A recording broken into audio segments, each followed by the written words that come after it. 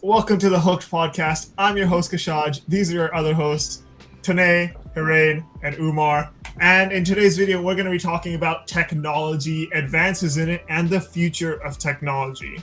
So, which one of you guys wants to start first? Before we start off with that, I'd just like to say thank you guys for our first episode. We've reached over 150 views in around a day. So just again, a big thank you to whoever viewed the video. Thank you guys. So starting off today, I think the main thing that's going around now with COVID and all is e-commerce. Well, you got the major websites, you got Amazon, eBay, Taobao, Rakuten, stuff like that. So what do we think? We got a major shift in sales coming to the internet and the trend away from in-person shops. So does this make it more efficient to buy stuff online, or is it easier to go into actual physical shops?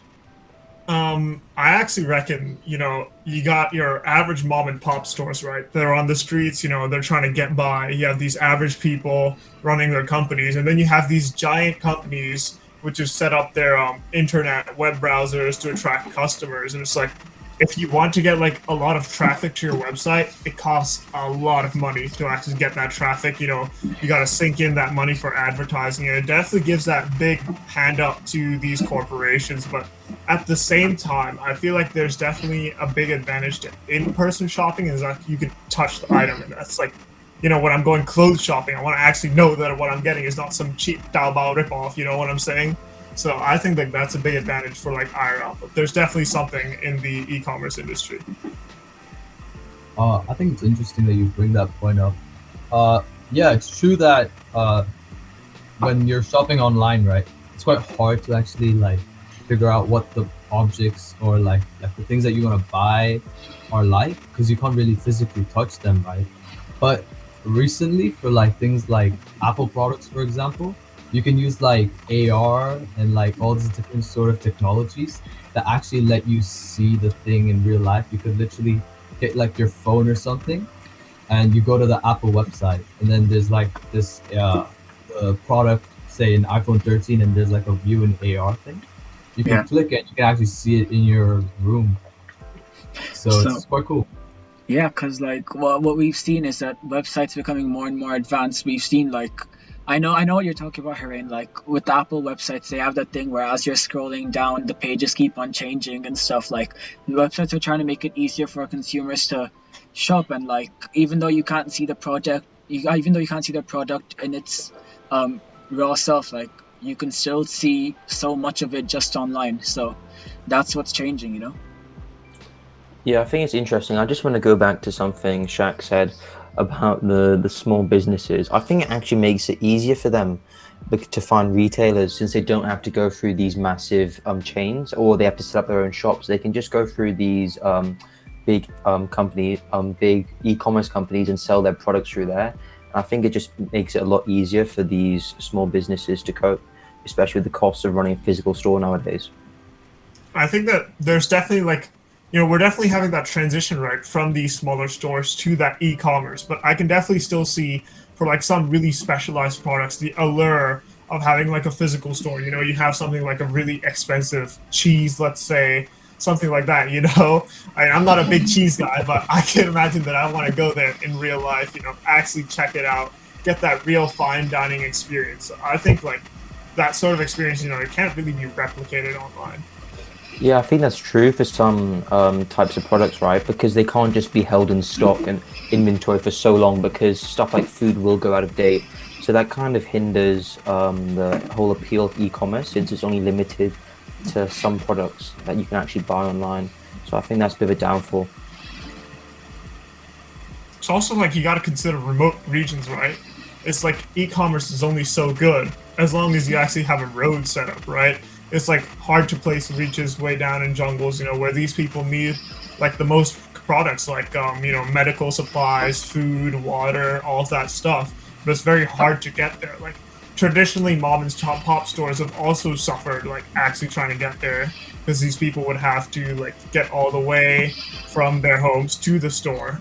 But it's like, there's still that big problem e-commerce is like working to solve in terms of like delivery to customers which aren't in a local, like next to a city, right? I think what they were looking into actually recently is like drones, especially in Africa. They're starting to set up drone operations and drone delivery, and so is Amazon actually starting to look into that. What you guys reckon about that? I think what you said about companies trying to make their delivery systems better, that's like spot on, because for example Amazon, like they've worked really hard with trying to keep their same day delivery policies going on in some countries, and if it's not the same day, I mean, you can get products from your manufacturers out in a different country back to your house at your doorstep in like 2 business or 2 working days. So like the fact that delivery is this efficient, it's crazy. But I mean like behind that there must be crazy working hours or like working conditions, but that's there, you know, that like these companies are really working hard nowadays to deliver quickly. Yeah, and I think the fact that Amazon is still able to keep up with this 1-2 day delivery system is in itself a great feat, because of how COVID has influenced the entire delivery chain, with, you know, flights not being as prominent as they are, you know, shipping being slowed down. So I think that's great that one of Amazon's actually few great successes when it comes to, you know, helping out the community, where they're able to get their stuff out as soon as possible, which I think is good on them. Yeah, and like just to add on to what you both said, like the delivery systems are so advanced now too. Like it all happens like just through anything like a phone or computer. And what I've realized, like personally, is like even when I ordered like a phone case, I remember I ordered like a phone case like a couple months ago, and it came like the next day, literally. And I was so surprised by it because I was like on the US store or something.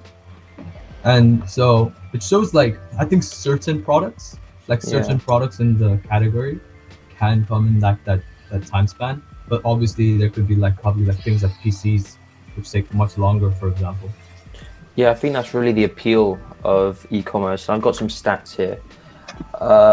You know, because of COVID, there's been a massive shift to e-commerce, obviously, and I think Amazon has a total amount of 300 million users around the world, which is quite a lot of massive increase to what it was pre-COVID times, because it just become so much more efficient.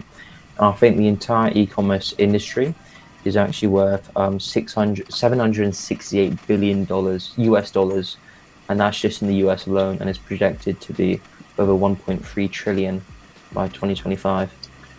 Yeah, that's crazy, because like the number which you said specifically, 300 million, like that reminds me, I was reading up on Netflix recently as well, and like they've got over 200 million subscribers around the world. So like just seeing these big firms and how many people they've got like you know, subscribed to them or like using their websites, that's crazy. Like 300 million people is a lot, especially with a website like Amazon where you've got to spend money, you know. So like the fact that that's a number which we see today, that's truly amazing.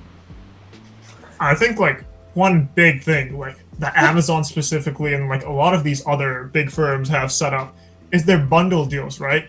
You know, after you scroll down a product, right, you can see, oh, other customers often buy this product, this product, this product, or they say, oh, here's a discount on this set of products. It's like those kind of tactics, like especially for e-commerce, right? It's like sort of that they're tapping into that impulse buying, which lots of consumers have. I mean, I know definitely every now and then, you know, I see something, I don't really think about if I'm going to use it. I just get it, right?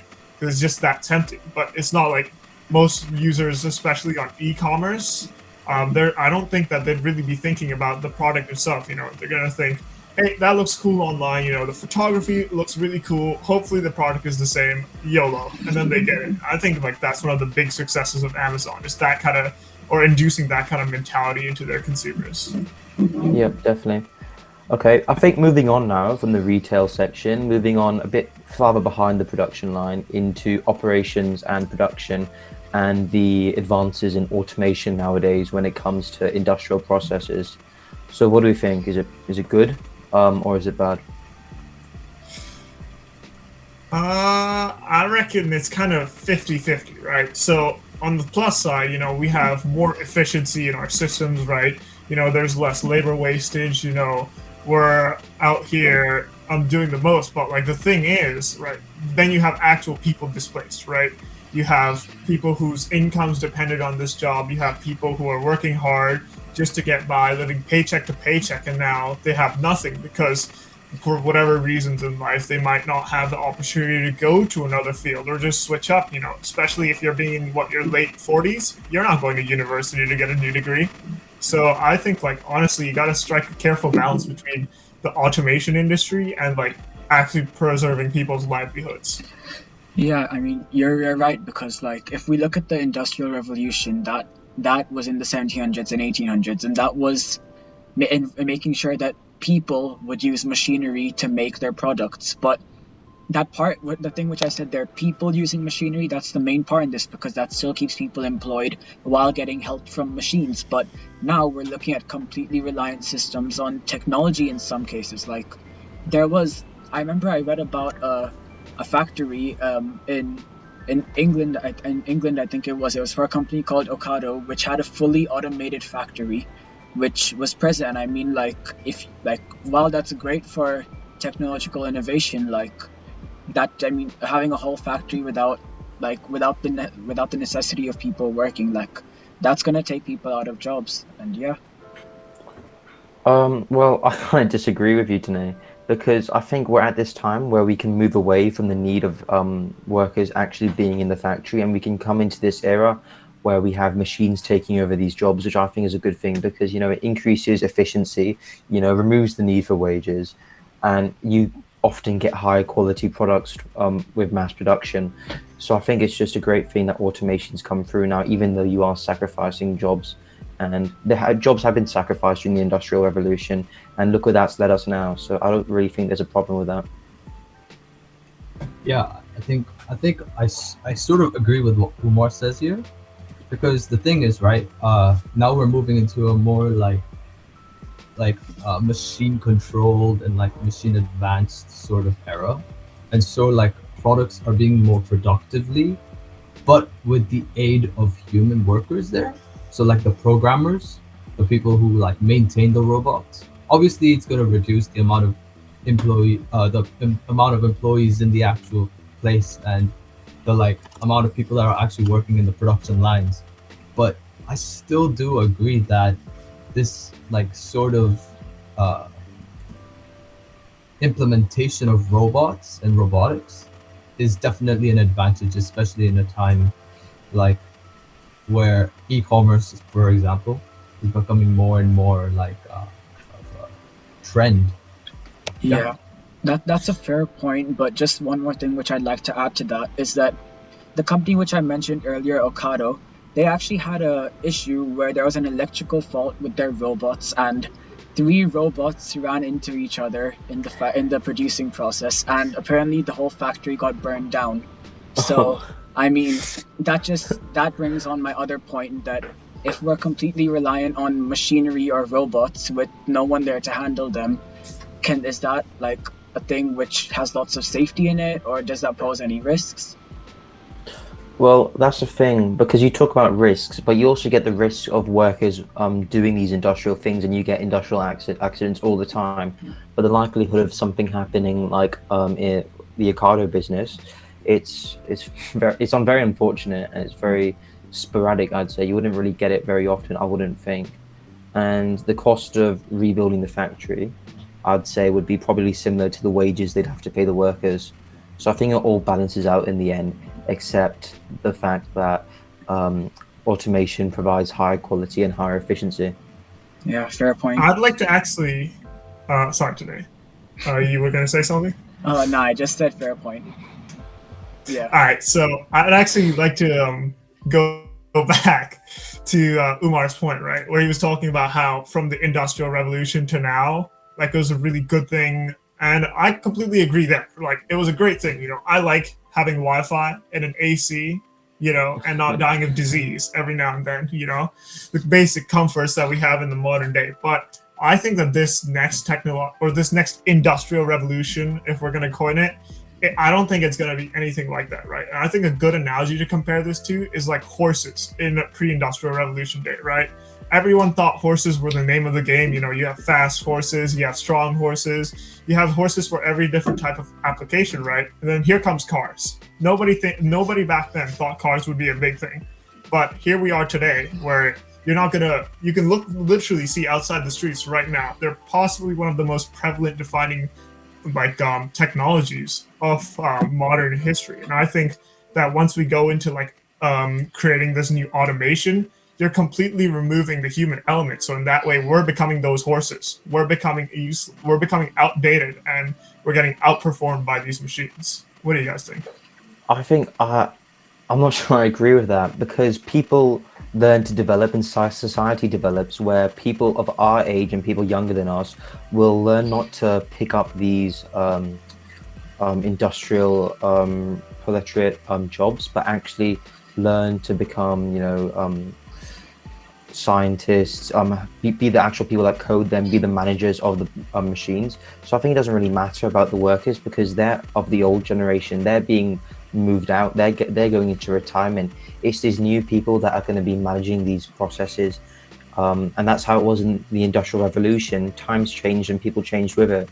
So I don't think we'll get left in the past. I think we'll be the people moving forward into the future. See, there I'd like to disagree with your disagreement. Because you see, so what I'm thinking, right, is you're saying all these jobs, scientists. Let's ignore all these jobs. Let's focus on something. Let's say music, right? The music industry is fairly human, right? We made music. We define what's good music. We define like who likes music, right? And that's a pretty creative thing, right? But when you get down to it, even the music industry is starting to get replaced by robots. You have these robots that are beginning to compose artificial songs on their own, and when they put these to the test in front of like actual humans, they couldn't tell the difference between who was a human who composed the song and who was like a robot that composed the song. And now that's the music industry, something which we pride our creativity, our human uniqueness off of. Stuff like sciences, engineering, all of that. It can all eventually be replaced as long as the robot as long as AI functionally adapts to its environment, which is like the main point of AI, right? To be able to do instructions that it's not been explicitly told to do. What do you guys think? I think that's possible, and like it probably is happening, but like things like robots like taking over the music industry is something I wouldn't agree for at this current stage and in the past, because yes, electronic music is being used, but that's more of things like software that's being used, and it's still the voice that needs to be recorded, whatever it is. And yeah, robots can be programmed to record voices and stuff, but I just don't think that audiences are ready for that sort of like advancement and that sort of change at this current stage. Yeah, I think we could talk about this all day, but I think we should move on. We've got a special guest today. You may know him. He's one of the best in the world. He is Harsh Kewalramani, and hopefully he'll be joining us in a few seconds. So welcome, Harsh. Hello, Harsh. That Hello. was a swift entrance. Hi, Harsh. Hello, I'm Harsh. I have a great fond for technology, and I've been studying computer science since year 10. Well, yeah, that's great. Welcome, Harsh. We've got some questions for you if you'd like to answer them. Yeah, sure. Thank you. Okay, we've just had this quite frankly riveting argument about automation.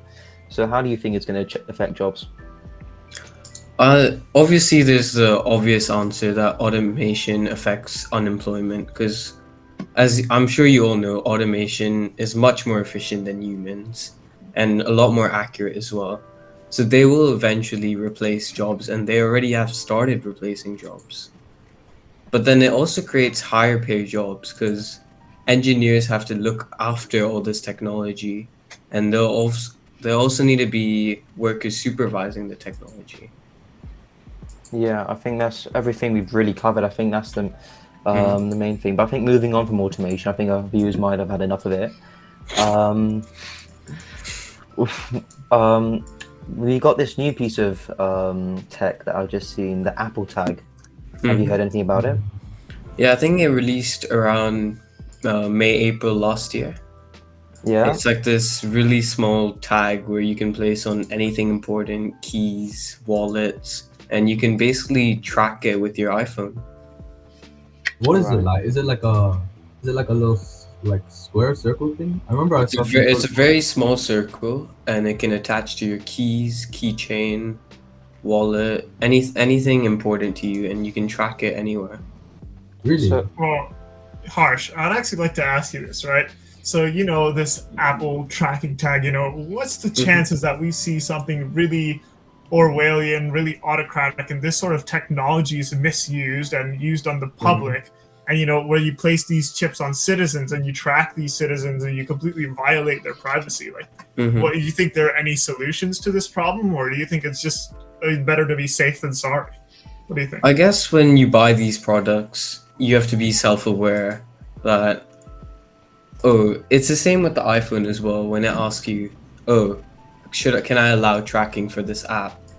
I guess it's the same like trust you have with Apple. When you buy this product, they'll be able to track your keys as well. So, do you think these type of you mentioned the iPhone? So, do you think these kind of tracking processes have become normalized in society, and people are just accepting that they're being tracked constantly? I guess yes, essentially yes, but then Apple is quite a huge company and quite trusted company by many. I guess it has become a normal. And I also think that Apple's been really like sort of enforcing sort of like updates and sort of changes to their like sort of like their iPhones and like the way they work and how they interact with users.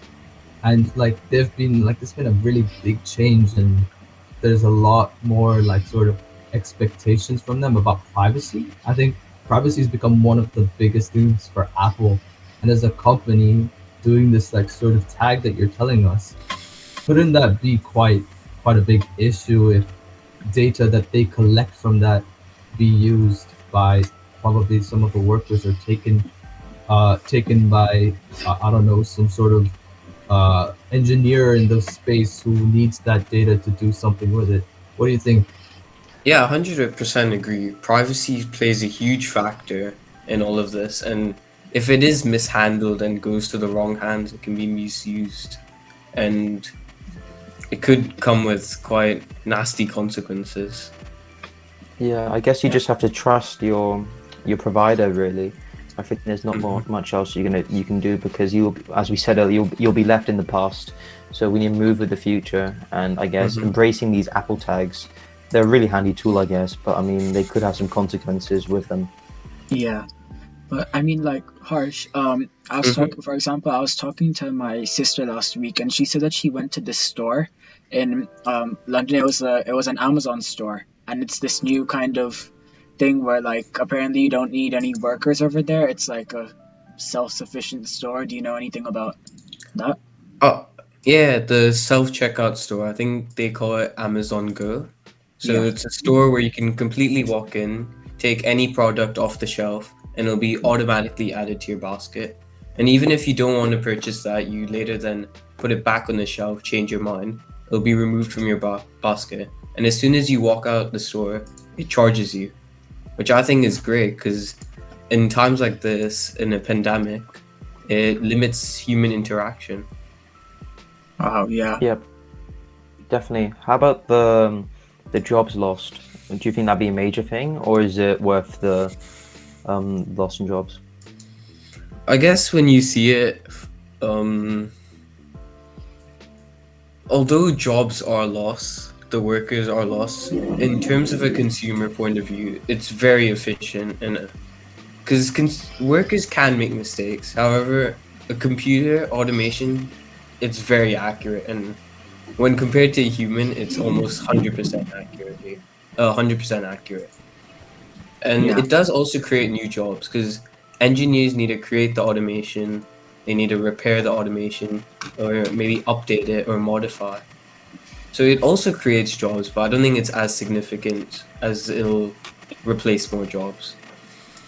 Yeah, and like what you're saying is true too, because like at the same time it might still create more jobs, or actually keep the same remaining jobs for the people to actually like look after like the software and like the sort of like machines being used.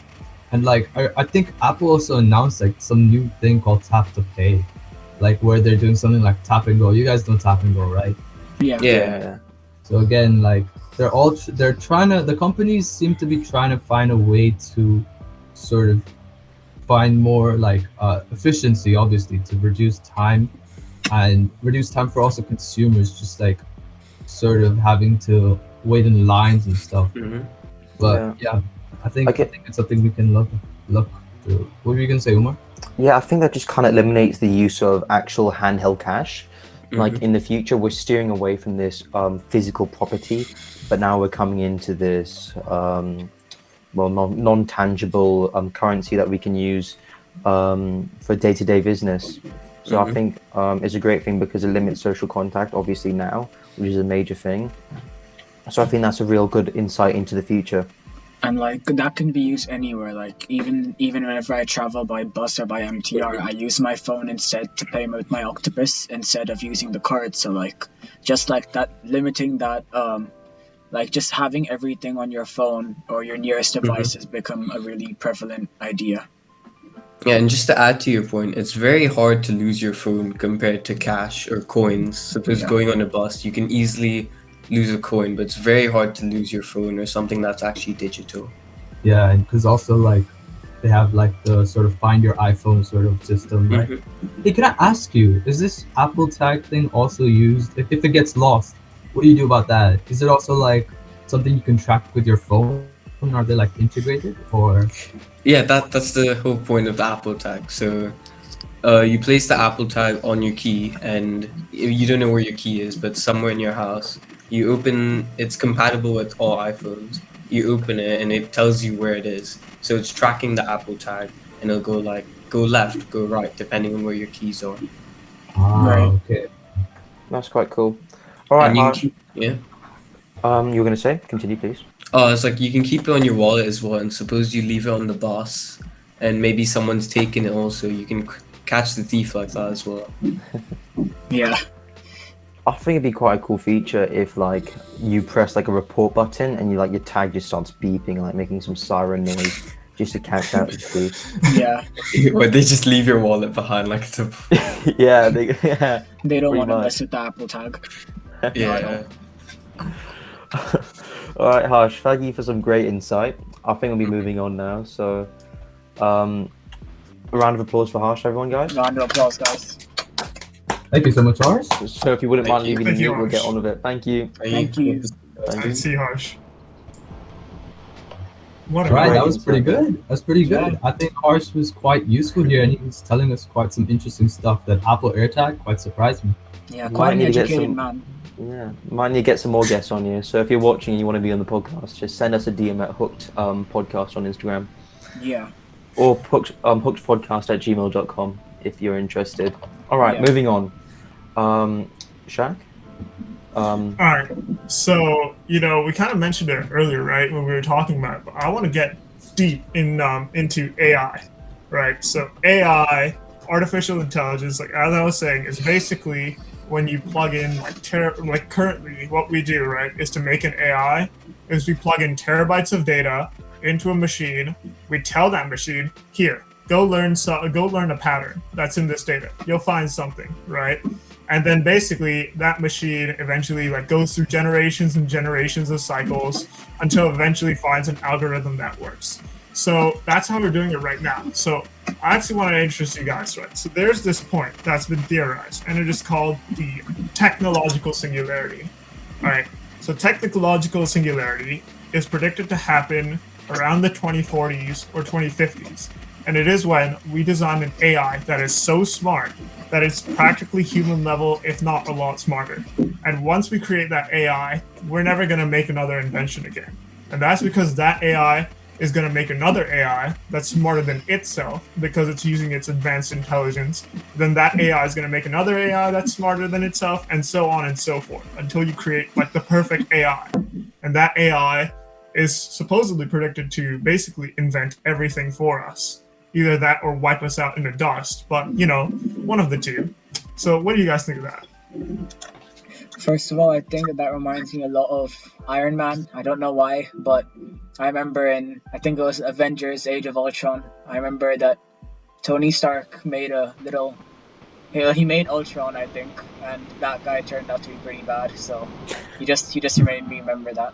But yeah, what do you guys think?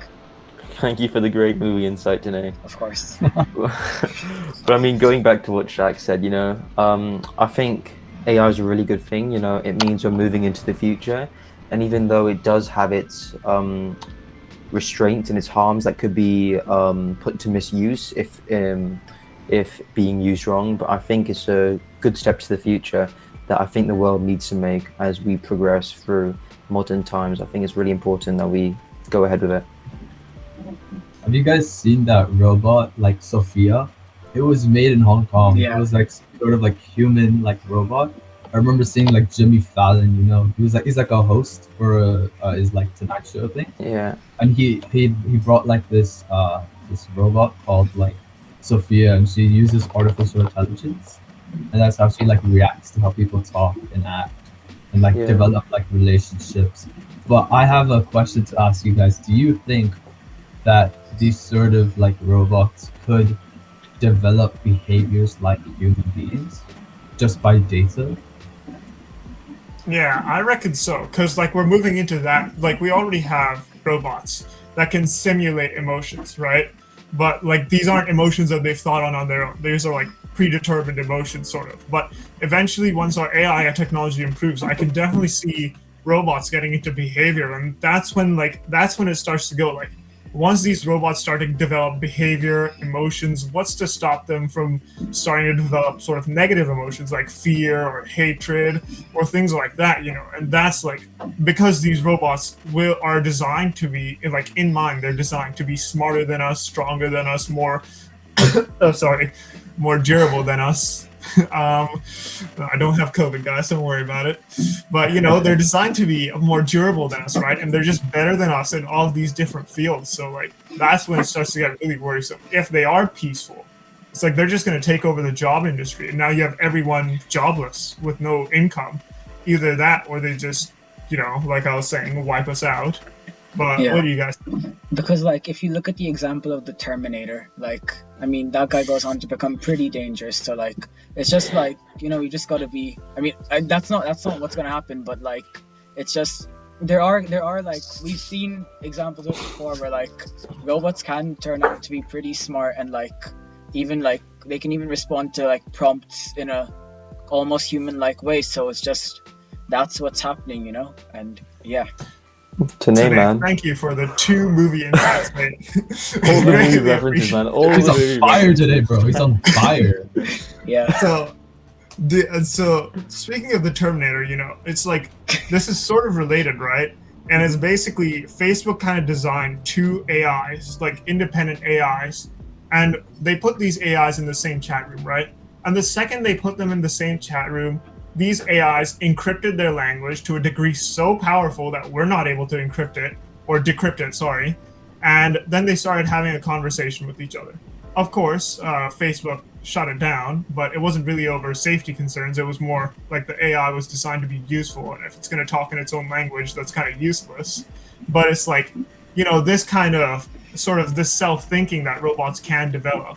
And it's obviously, as natural organisms, or we're trying to make them simulate natural organisms, they're going to have this drive to survive and gain power as most natural organisms do. So I think that it's just logical that they are probably going to take over the job market. I love that term. Yeah. I think that, again, that's something that's probably not what we should be thinking about now. It's been brought up by other people. I know Elon Musk has probably talked about something like that. Something in the future with robots and stuff. But I still think, personally, that that's not our problem right now. Our problem is speaking of Facebook, would be the Metaverse. You guys know about the Metaverse? I've heard of it, but I can't say I know much about it. Yeah, neither. It's basically some sort of. So Facebook is basically creating a virtual world called the Metaverse, where we could all be in the world together, interacting, using apps, and using our same, I don't know, say consoles and stuff like in a virtual world. And so right now it's being created, but again, that's something that I think would take a long time, especially about like how big the worlds they wanna like create are, and like Yeah. how much like sort of like think about like how much memory and sort of like the technological things that they need, like sort Yeah. of machines and stuff for that. I don't think the technology is there yet, but see the possibilities are out there, and I think what Kushaj is saying isn't too crazy to talk about. Honestly, that kind of I'm feeling a little bit of Tanay inside of me, and that kind of reminds me of the movie, or not really movie, but it reminds me of Black Mirror a little bit. I'm not gonna lie, it's because like it just sounds like it's so easy to like brainwash your population with that kind of technology. Get them all sucked into a virtual world, not caring about reality. What do you guys think? Yeah, I think. agree. Oh yeah, go on. Go on, Tanay. Go on. Okay, I feel like first of all, I had a bit of a query about the Facebook metaverse, I think it was called. Yeah, like is that gonna be like some kind of like thing which we've seen in the past, like for example Grand Theft Auto Online, where you can interact with people in the real world but online, or is it gonna be something more advanced than that? Like that's just something which I want to see, like because it seems pretty interesting how you can interact with people while not interacting with people. So yeah. It's such a like it's it's such an ambitious idea, I'd say, because it's like a network, right? It's a network of 3D worlds. It's not just one, like Grand Theft Auto, for example. It's like multiple worlds integrated, and you could say things like, "Oh, I want to be in like the space station with a couple of my friends in the virtual world," and that's what Facebook is trying to do. They're trying to create these worlds for you guys to actually interact with your friends and stuff online.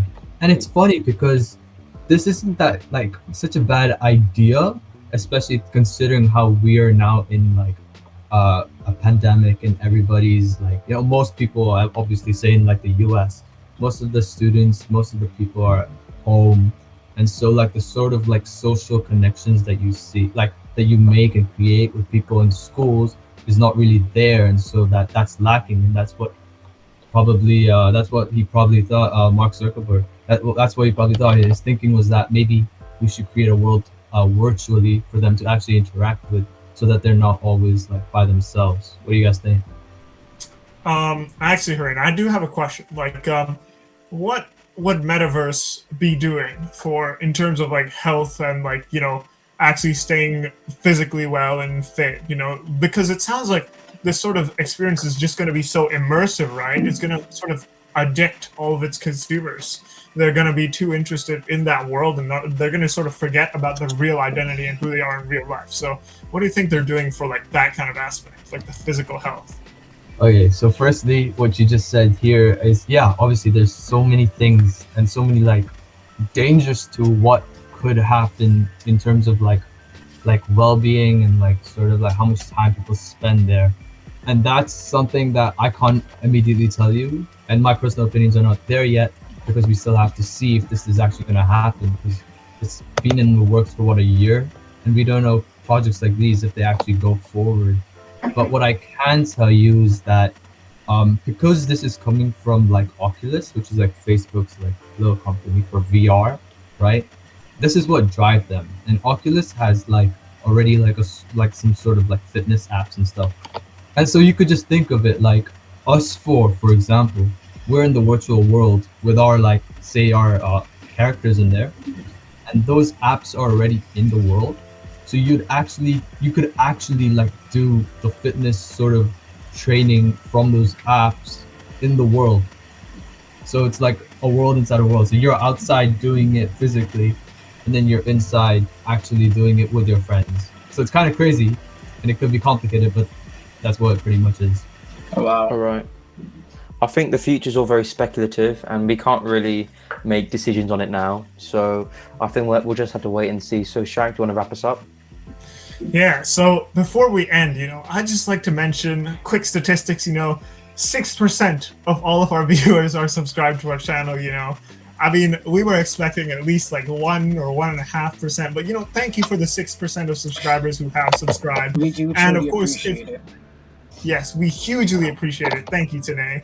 And if you're viewing this and you could subscribe and you're still here to the end, which is a miracle, but if you're still here, you could hit that subscribe button, follow us on Instagram, HUKT Podcast, HUKT Podcast, and well, our YouTube channel's right here. Hopefully you're watching it there or on Spotify. And yeah, thanks for listening. We hope to see you again for our next episode, which is probably going to be on climate change. And hopefully we have another special guest wrapped up for you guys. So thank you for listening. Thank you, guys. Right. Thank you. Thank you. See you soon. See ya.